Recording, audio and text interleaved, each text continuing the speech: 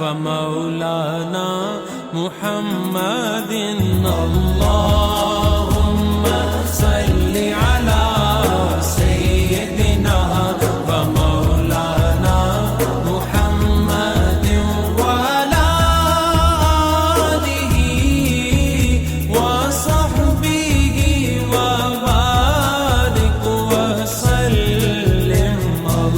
ناظرین حضرات، یہ کتاب ہم نے اپنی طرف سے پوری کوشش کی ہے کہ لفظ بلفظ کشف المحجوب میں جو لکھا ہے اسے آپ کے سامنے پیش کیا جائے، مگر پھر بھی ہم سے کوئی بھول ہوئی ہو تو داتا صاحب سے معافی چاہتے ہیں اور آپ سے درخواست کرتے ہیں کہ جہاں کوئی بات سمجھ میں نہ آ رہی ہو تو اسے آپ کشف المحجوب سے کتاب سے ملا کر صحیح معنی پتہ کر سکتے ہیں تاکہ آپ کو صحیح معلومات مل سکیں.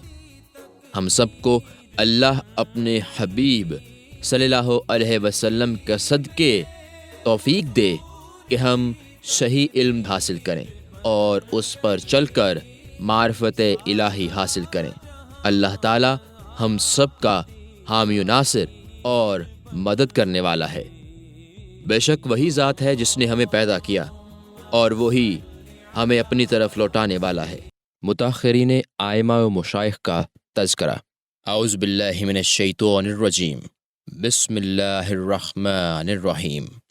اللہم صلی علی سیدنا و مولانا محمد وعلی آل سیدنا و مولانا محمد وبارک وسلم. متاخرین ائمہ و مشائخ کا تذکرہ. واضح رہنا چاہیے کہ ہمارے زمانہ میں ایک گروہ ایسا ہے جو ریاضت کا بوجھ برداشت کرنے کی طاقت نہیں رکھتا اور بے ریاضت مرتبہ کا خواہاں ہے. وہ تمام صوفیہ کو اپنا ہی جیسا کاہل خیال کرتا ہے. جب وہ ان صوفیہ کی باتیں سنتے ہیں اور ان کی عزت و مرتبہ کو دیکھتے ہیں اور ان کے معاملات کو پڑھتے ہیں اور پھر اپنے آپ پر نظر ڈالتے ہیں تو خود کو ان سے بہت دور پاتے ہیں. اس وقت تصوف کو چھوڑ دیتے ہیں اور کہتے ہیں کہ ہم ایسے ہی باہمت لوگ نہیں ہیں اور نہ ہمارے زمانہ میں ایسے حضرات نظر آتے ہیں. حالانکہ ان کا یہ کہنا باطل ہے، اس لیے کہ اللہ تعالیٰ زمین کو ہرگز بے حجت نہیں چھوڑتا اور اس امت کو بغیر ولی کے کچھ بھی نہیں رکھتا، جیسا کہ رسول اللہ صلی اللہ علیہ وسلم کا ارشاد ہے کہ لا یزال طائفۃ من امتی علی الخیر والحق حتی تقوم الساعۃ. میری امت کی ایک جماعت ہمیشہ خیر و حق پر تا قیامت قائم رہے گی. نیز فرمایا لا یزال فی امتی 40 علی خلق ابراہیم. میری امت کے 40 افراد حضرت ابراہیم علیہ السلام کے خلق پر ہمیشہ موجود رہیں گے. ان میں سے کچھ افراد کا تذکرہ اس جگہ لا رہا ہوں، اگرچہ کچھ حضرات دنیا سے کوچ کر کے بہشت میں آرام پذیر ہیں اور کچھ زندہ ہیں. رضی اللہ تعالی عنہ و عن جمیل المسلمین والمسلمات برحمہ. نمبر 1، حضرت ابو العباس احمد بن محمد قصاب علیہ الرحمہ.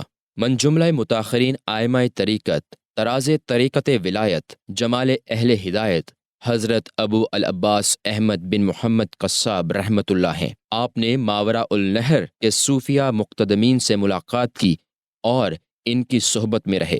آپ علو حال، صدق فراست، کثرت برہان اور زہد و کرامت میں مشہور و معروف تھے. امام طبرستان حضرت ابو عبداللہ خیاطی فرماتے ہیں کہ اللہ تعالیٰ کا ایک فضل یہ ہے کہ وہ کسی کو بغیر تعلیم کے ایسا بنا دیتا ہے کہ جب ہم کو اصول دین اور توحید کے دقائق میں کوئی مسئلہ دشوار و مشکل نظر آتا ہے تو ہم ان سے جا کر حل کر لیتے ہیں. وہ حضرت ابو العباس قصاب ہیں. چونکہ آپ امی تھے لیکن علم تصوف اور اصول دین میں آپ کا کلام بہت عرفہ تھا. آپ کی حالت ابتدا و انتہا بہت اعلیٰ اور نیک سیرت تھی. اگرچہ مجھے آپ کی بہت سی حکایتیں سنائی گئی ہیں لیکن میرا طریق اس کتاب میں اختصار ہے، اس لیے آپ کی ایک حکایت بیان کرتا ہوں. حکایت: ایک بچہ اونٹ پر بوجھ لادے اس کی نقیل پکڑے عامل کے بازار میں جا رہا تھا. اس بازار میں کیچڑ بہت تھی. اونٹ کا پاؤں پھسلا، وہ گر پڑا اور اس کا پاؤں ٹوٹ گیا. لوگوں نے چاہا کہ اونٹ کی کمر سے بوجھ اتار لیں لیکن بچہ ہاتھ اٹھا کر دعائیں مانگ رہا تھا اور روتا جا رہا تھا. اتفاق سے ادھر حضرت ابو العباس کا گزر ہوا. آپ نے پوچھا کیا بات ہے؟ لوگوں نے کہا اونٹ کا پاؤں ٹوٹ گیا ہے. آپ نے اونٹ کی نکیل تھامی اور آسمان کی طرف منہ کر کے دعا مانگی کہ اے خدا اس اونٹ کا پاؤں ٹھیک کر دے، اور اگر تو درست کرنا نہیں چاہتا تو اس قصابی کا دل بچے کے رونے سے کیوں جلاتا ہے؟ اس وقت اونٹ کھڑا ہو گیا اور دوڑنے لگا۔ آپ کا ارشاد ہے کہ سارے عالم کو خواہ وہ چاہیں یا نہ چاہیں بہر طور خدا کی خو سے خوگیر ہونا چاہیے، ورنہ وہ رنج میں رہیں گے، اس لیے کہ جب تم حق تعالیٰ کی خصلت کے عادی بن گئے تو بلا و ابتلا کی حالت میں رغبت زیادہ پاؤ گے، کیونکہ بلا پر بلا نہیں آتی۔ اگر حق کے خوگر نہ ہوگے تو بلا کی حالت میں تم آزردہ دل ہوگے، کیونکہ اللہ تعالیٰ نے خوشی و سختی دونوں مقدر فرمائے ہیں، وہ اپنی تقدیر کو بدلتا نہیں ہے، لہٰذا اس کے حکم پر ہمارا راضی ہونا ہماری راحت کا سبب ہوگا، اور جو بھی اس کا عادی ہوگا اس کا دل راحت پائے گا، اور اس سے اعتراض کرو گے تو تقدیر کے نازل ہونے پر آزردہ ہوگے۔ واللہ عالم۔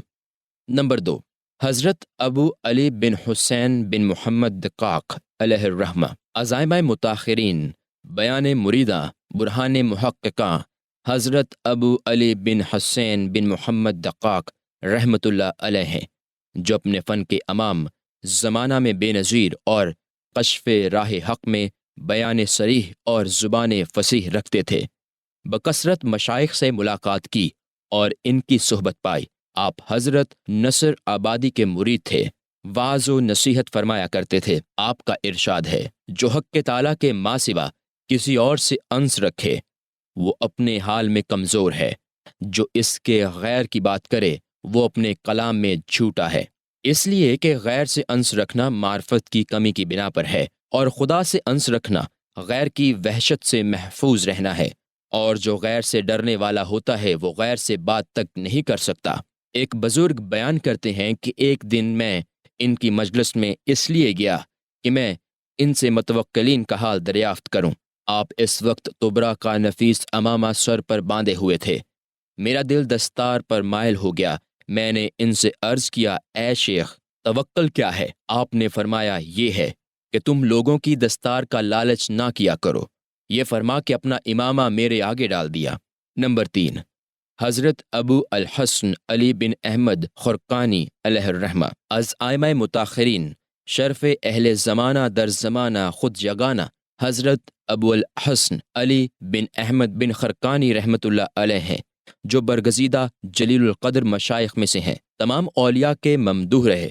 حضرت شیخ ابو سعید نے ان کی زیارت کا قصد کیا۔ انہوں نے ان کے ساتھ ہر فن کے لطیف محاورات استعمال کیے۔ جب واپسی کا عزم کیا تو فرمایا، میں آپ کو اپنے زمانہ کا صاحب ولایت اور برگزیدہ شخص مانتا ہوں، اور آپ کی باتیں حسن ادب سے سنی ہیں۔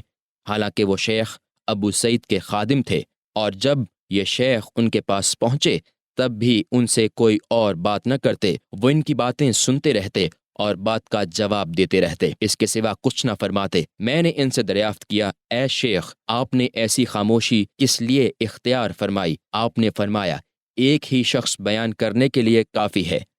حضرت استاذ ابو القاسم کشیری رحمۃ اللہ علیہ سے میں نے سنا، وہ فرماتے ہیں کہ جب میں خرقان کی ولایت میں داخل ہوا اور اس بزرگ کے جلال و دبدبہ کی وجہ سے میری فضاحت جاتی رہی اور میری تمام نکتہ سنجیدگیاں ختم ہو گئیں، میں نے خیال کیا کہ شاید میں اپنی ولایت سے معزول کر دیا گیا ہوں۔ آپ کا ارشاد ہے کہ راستے دو ہی ہیں، ایک گمراہی کا راستہ، جو راستہ گمراہی کا ہے وہ بندے کا راستہ خدا کی طرف ہے، اور جو راستہ ہدایت کا ہے وہ خدا کی راہ بندے کی طرف سے ہے۔ لہٰذا جو یہ کہے کہ میں حق تک پہنچ گیا وہ نہیں پہنچا، اور جو یہ کہے کہ مجھے اس تک پہنچا دیا گیا وہ پہنچ گیا، اس لیے کہ خود بخود اس تک پہنچنے کا دعویٰ کرتا ہے، گویا وہ بغیر پہنچانے والے کے دعویٰ کرتا ہے، اور یہ کہتا کہ میں خود نہیں پہنچا، پہنچایا گیا ہوں، تو یہ پہنچنے سے متعلق ہے۔ واللہ عالم۔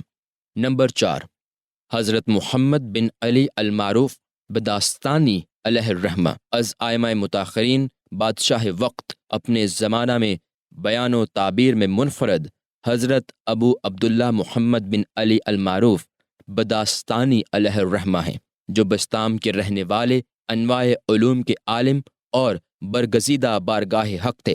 آپ کا کلام مہذب اور اشارات لطیف ہیں۔ اس علاقہ کے امام شیخ سہل کی رحمت اللہ آپ کے ساتھ خوش اعتقادی رکھتے تھے۔ میں نے ان کے کچھ انفاس شیخ سہلکی سے سنے ہیں۔ وہ بہت بلند مرتبہ اور خوش اخلاق تھے۔ آپ کا ارشاد ہے، تم سے متعلق توحید موجود ہے لیکن تم توحید میں غیر موجود ہو، کیونکہ توحید کا اقتضا ہے، اس پر تم قائم نہیں ہو۔ توحید کا ادنا درجہ یہ ہے کہ ملکیت میں اپنا تصرف و اختیار ختم کر دیا جائے اور اپنے تمام امور خدا کے حوالہ کر کے اس پر ثابت قدم رہے۔ حضرت سہلکی رحمت اللہ علیہ بیان کرتے ہیں کہ شہر بستام میں ایک مرتبہ ٹڈی دل نے یلغار کی اور ان کی کثرت سے تمام درخت اور کھیتیاں سیاہ ہو گئیں۔ سب لوگ ہاتھ ملتے ہوئے دل فگار نکلے۔ حضرت شیخ نے مجھ سے پوچھا، یہ کیسا شور و غل ہے؟ میں نے بتایا کہ ٹڈیاں آ گئی ہیں، لوگ پریشان ہیں۔ شیخ اٹھے اور چھت پر چڑھ کر منہ آسمان کی طرف اٹھایا۔ اسی وقت تمام ٹڈیاں اٹھ گئیں اور ظہر کی نماز تک ایک ٹڈی باقی نہ رہی اور کسی درخت کا ایک پتا تک ضائع نہ ہوا۔ نمبر 5، حضرت فضل اللہ بن محمد محیمینی علیہ الرحمہ، از ائمہ متاخرین، شہنشاہ محباں، مالک الملوک صوفیہ، حضرت ابو سعید فضل اللہ بن محمد محیمینی رحمت اللہ علیہ ہیں، جو سلطان وقت اور جمال طریقت تھے۔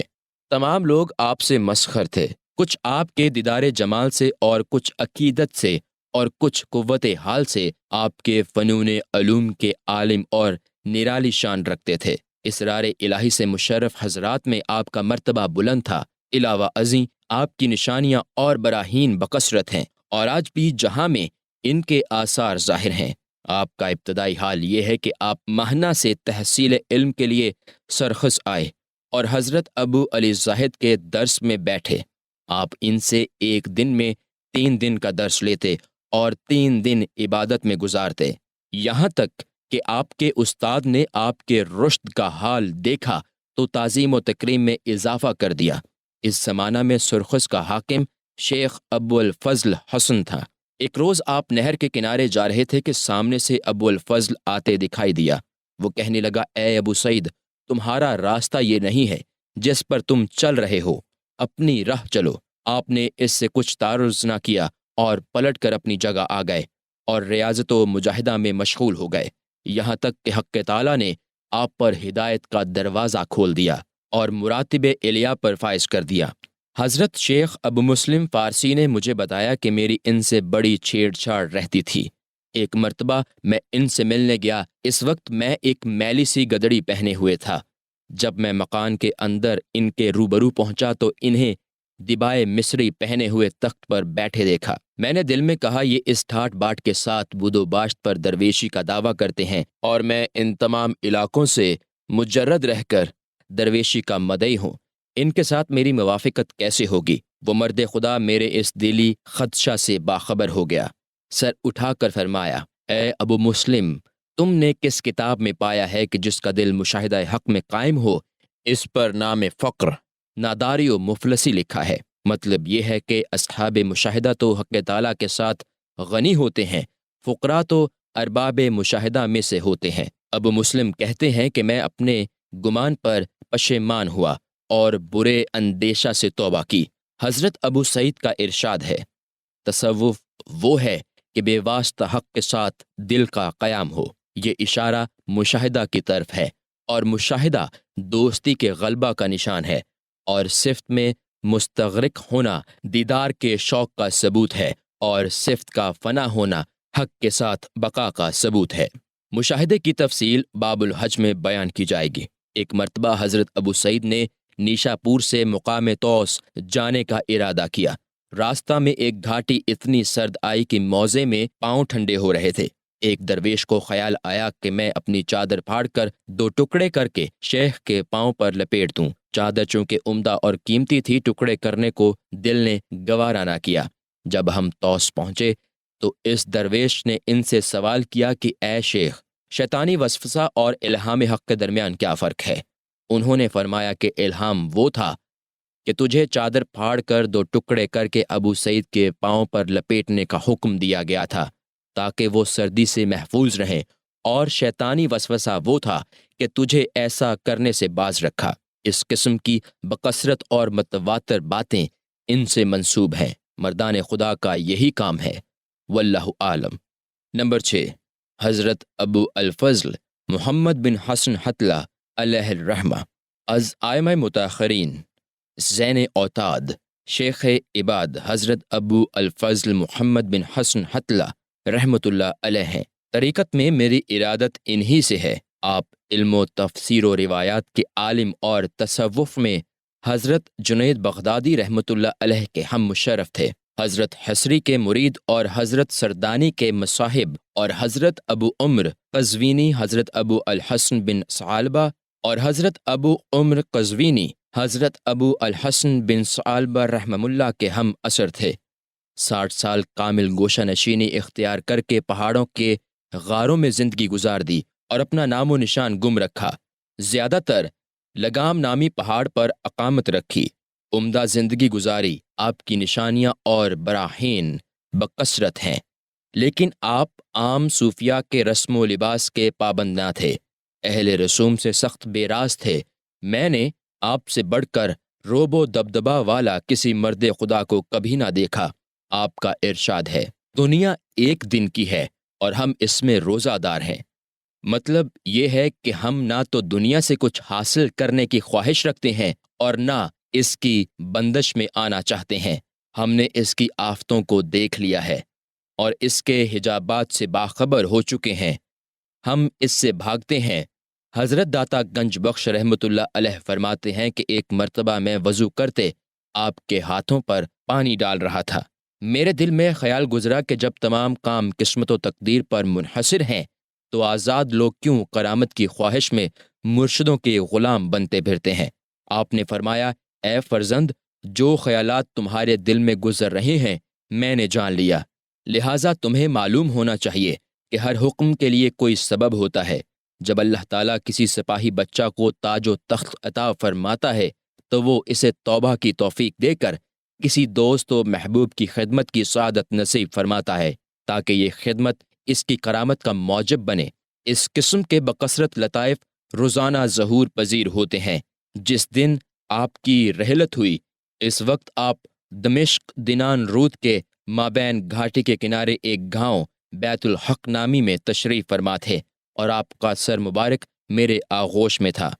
اس وقت اپنے کسی دوست کی طرف سے میرے دل میں کچھ رنج تھا جو انسانی خاصا مزاج ہے۔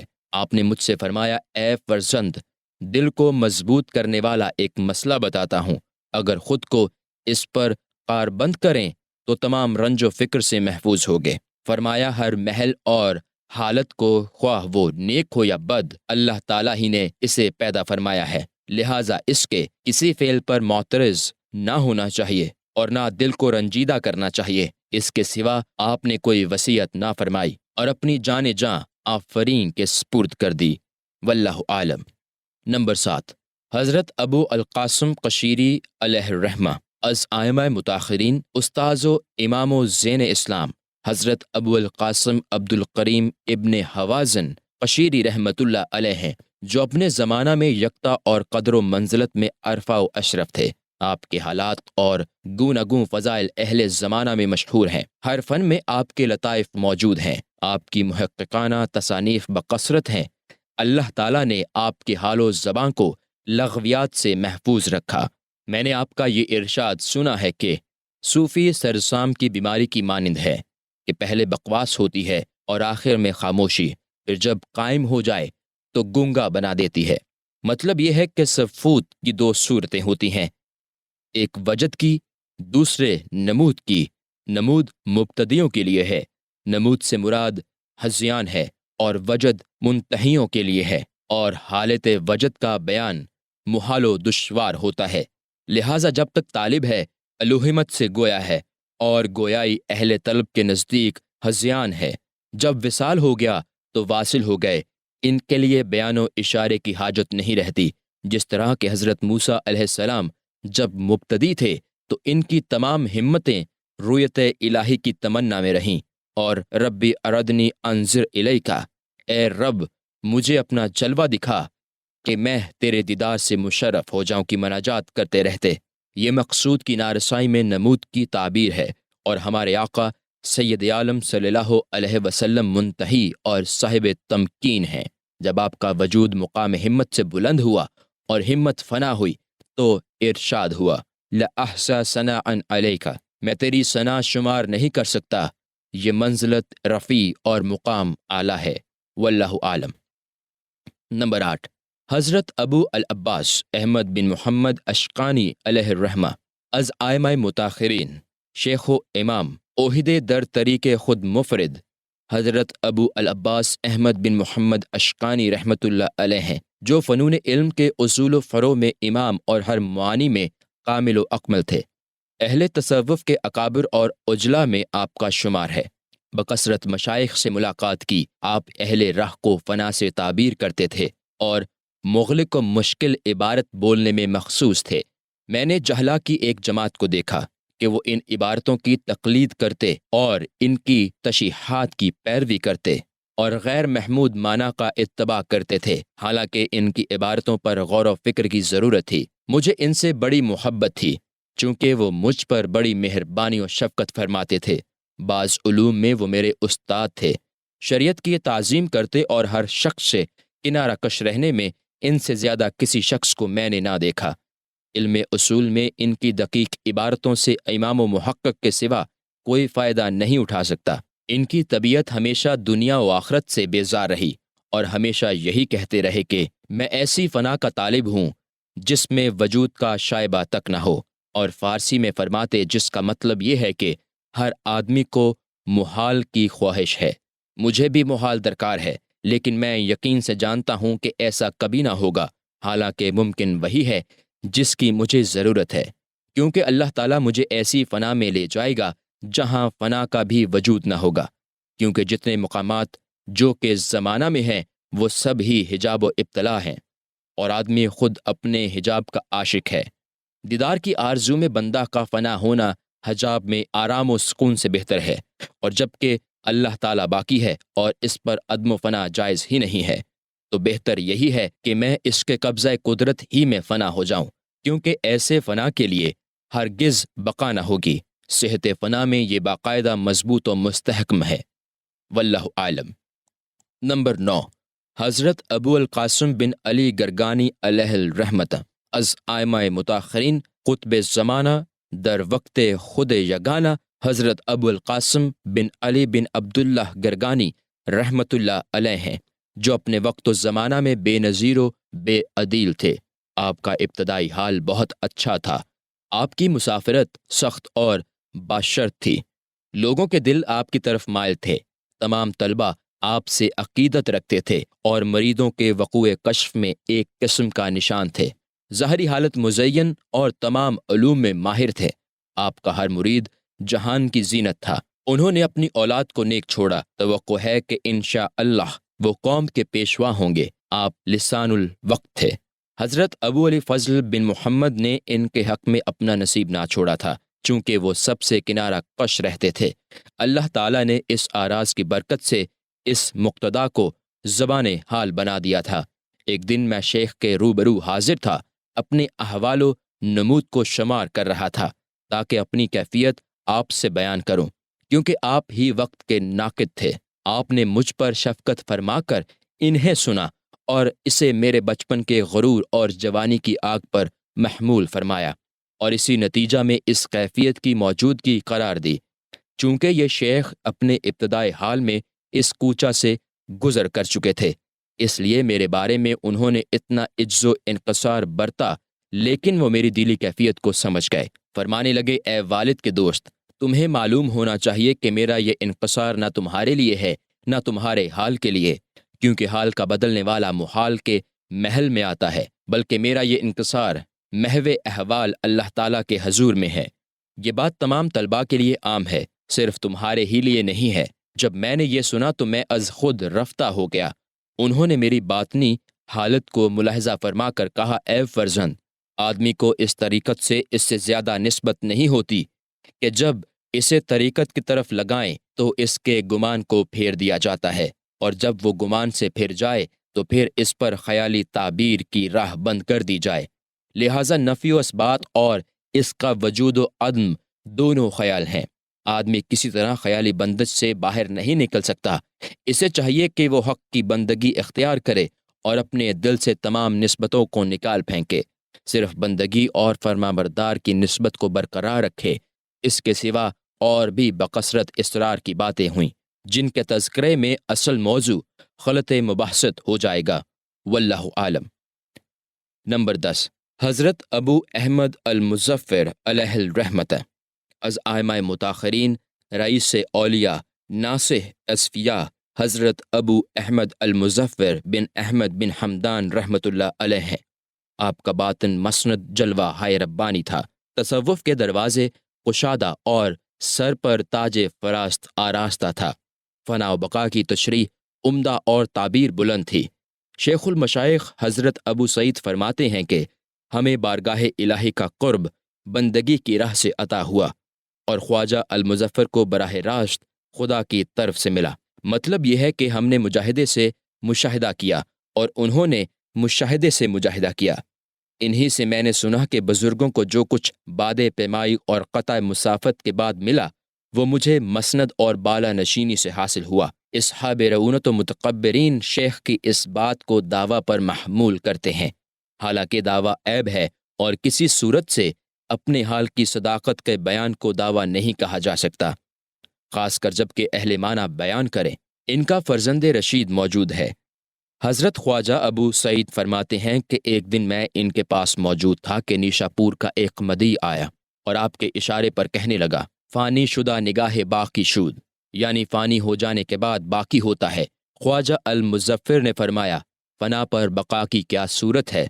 کیونکہ فنا معدوم ہونے کو کہتے ہیں اور بقا موجود کو، یہ ہر ایک دوسرے کو نفی کرنے والا ہے، لہٰذا فنا تو معلوم ہے کہ چیز ناپید ہو جاتی ہے، اگر وہ موجود ہو جائے تو وہ عین شے نہیں ہو سکتی بلکہ وہ بجائے خود دوسری چیز ہوگی، اور یہ جائز نہیں کہ ایمان و ذات فنا ہو جائیں، البتہ فنائے صفت اور فنائے سبب جائز ہیں۔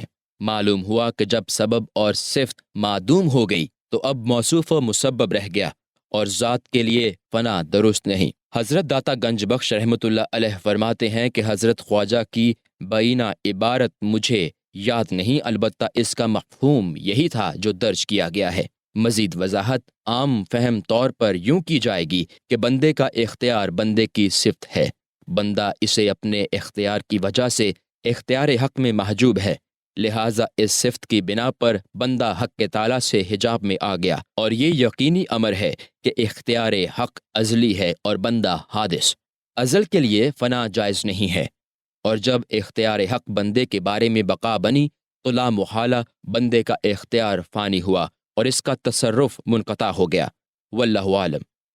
ایک دن میں پراگندہ حال سفری کپڑے پہنے کرمان ان کے پاس پہنچا۔